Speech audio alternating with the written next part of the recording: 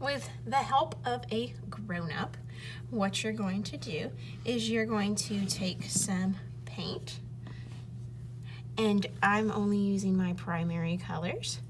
Any type of paint you have at home. If you don't have paint like this, you can do it with watercolors. I will also show you how to do it with markers if you don't have any paint available. But we're going to make some ink blots, and we're going to create our secondary colors. So I have 3 pieces of paper. One will be green, one will be orange, one will be purple. So for my green, I know yellow and blue are going to make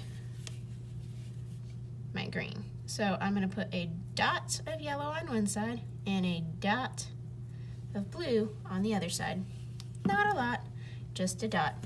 I'll do the same thing for orange, which is yellow and red. And then for my purple, which is red and blue. Okay. So now my job is to make these 2 dots kiss. So I'm going to take my paper, I'm going to fold it in half and make sure that my dots give each other a nice little kiss, and then I'm going to smash. And I'm going to just kind of smear it around. I'm going to smash it real good, rub it all in. And when I open it up, oh, I have a green ink blot. Now, I can still see some of my blue and some of my yellow, and that's okay if it doesn't fully mix. But that's a pretty cool one. So I'm gonna set that off to the side. Now I'm gonna make my, what color is this gonna be? If you said orange, you were correct. So I'm gonna fold, make the 2 dots of color, give each other a kiss. So you see my paper's not all the way even, that's okay. What's important is that my 2 dots get real close to each other. Okay.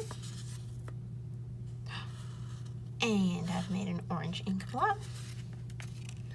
Last one is purple.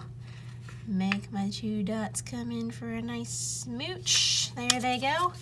And I'm gonna rub, oops, I got some that came out of the paper. That's okay. Got a nice purple ink blot. Those turned out really fun. They kind of all look like butterflies, don't they? So let's say we don't have any paint at home, and that's okay. Instead, we're gonna take markers. So I'll do an orange one.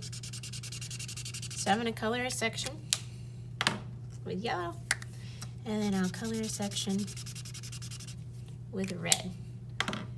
I'm gonna take a little cup of water and dip my finger in, and I'm gonna put some water on the red,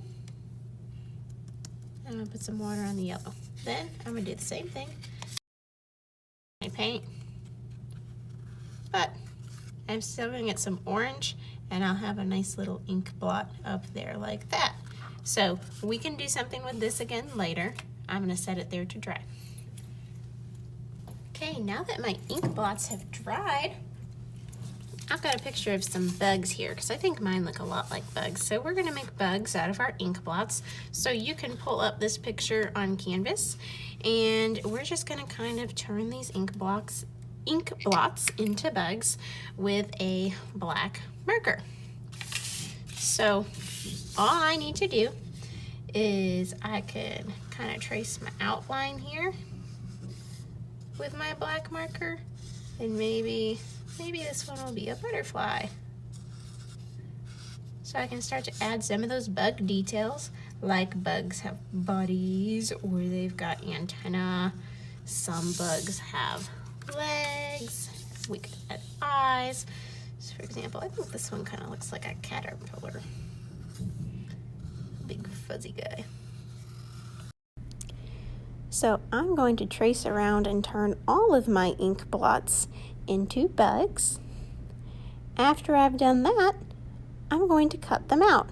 I don't have to cut them out perfectly because it might be hard for me to cut out things like antennas or legs, but I am going to try and cut them out as best I can. If I have a little white paper left, that is okay. All right, kindergarten, when I'm all done with my bugs, I'm gonna put them in a baggie and I'm gonna save them because I'm gonna use them for the project that I do next week. So keep them in a bag and save them, and we'll do something with them the next time.